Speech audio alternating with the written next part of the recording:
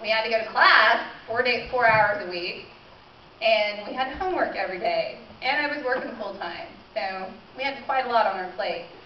The day they moved in, the judge made a decision that they couldn't go to the school that my children were in. And the reason for that is because their biological family lived literally right next door to the school. So they decided that it was not safe for them. So now, we had 2 kids in elementary school, 2 kids in high school, 2 kids in middle school, and now 3 kids at another elementary school. So I took a vacation day, and the first day I had them, I literally just did paperwork the whole day. I enrolled them. Keep in mind, these are 3 kids. I don't know their birthdays. I don't know anything. We had to pull the files and, fill out all the paperwork. So I was doing that, and then I went home to do more paperwork.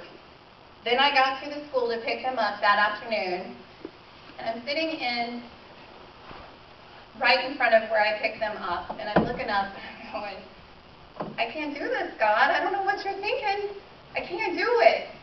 And at that exact moment, I looked up, and I saw those 3 kids standing there waiting for me to pick them up. When they saw me, their faces lit up.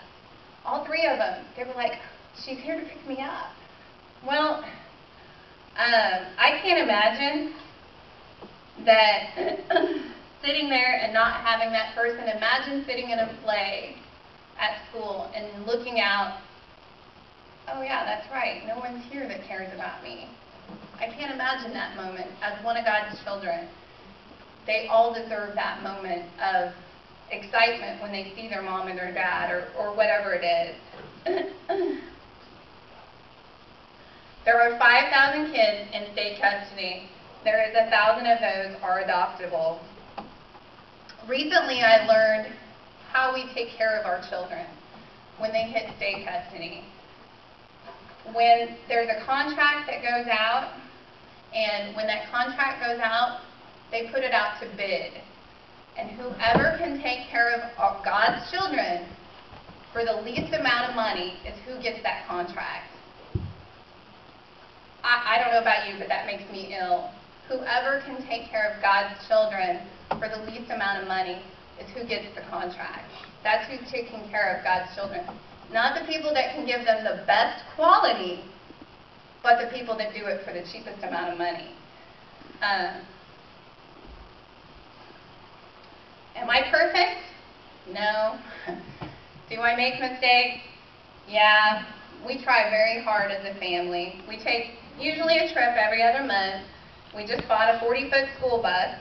We went to Wisconsin for Grandma's 100th birthday. My son is in the Navy. He's in the nuke program. He's the only sibling that couldn't go, which he was very much missed. Recently, I was talking to my littlest one, and she looked at me and she said, "Mommy, I'm so glad that you adopted me." That just filled my heart up. It's Kimberly. She'll be singing later.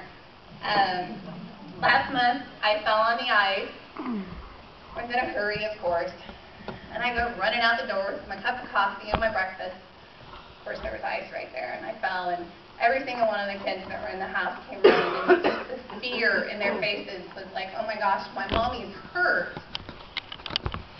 I didn't even think about, oh my gosh, I just spilled a whole cup of coffee all over myself, and I smashed my breakfast, but my heart was just full because I looked up, and all these faces, it was just an amazing moment for me. I felt so loved.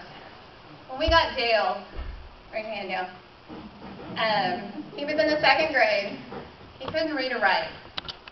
Dale has worked very hard. He is currently reading at his grade level. Giving him a consistent, stable environment has allowed him the opportunity to do so well and excel. Heidi, raise your hand, was 9 when she arrived at my house. She was very angry, quiet, and she was scared of everything. She couldn't swim. She had never even been to a birthday party. We are so proud of our girl today. She has worked so hard to overcome her fears. She loves to go boating and tubing. She's outgoing and she's been to lots of birthday parties and has had her own birthday party with 6 more kids to spend the night at my house. Recently, she gave a speech for her CASA worker, and her first social worker was there. She was so surprised to see a very mature and outspoken, brave girl. Again, a stable, consistent home environment has allowed her to blossom into this fine young woman. We were in church right before Valentine's Day, and I asked her to make her biological mom a card so I can send to her mom. Well, at the end of class, she comes to me and she hands me this card. And she said, "To my #1 mom, from your daughter Heidi. Dear Mom, I know we fight and we disagree, but I love you so much. Your love never gives up, and that's what I love about you. How our love will never die. P.S. I love you forever. I'll like you for always. As long as I'm living, my mama you'll be. I love you." And for those of you that don't have that book, that have children, I love you forever. You have to go get it. Everyone in this room can make a difference. It only takes one person to change a kid's life forever. Every kid deserves that moment of their heart. There's my mom. That wave at the play when they wave because they're so excited because their mom's supposed to be there.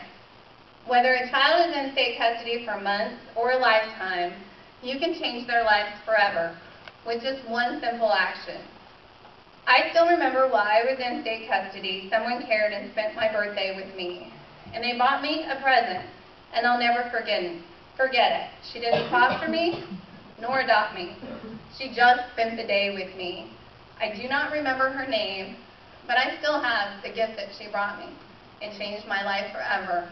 One day out of one person's life. One day changed me forever. And like I said, I was in the 6th grade doing drugs, doing everything that I could get my hands on. That's all I knew. So it was the first positive experience in my life. So if you're not up to adopting a child, remember even spending just one day with one can make a huge difference in their lives. And then Heidi wanted to say something.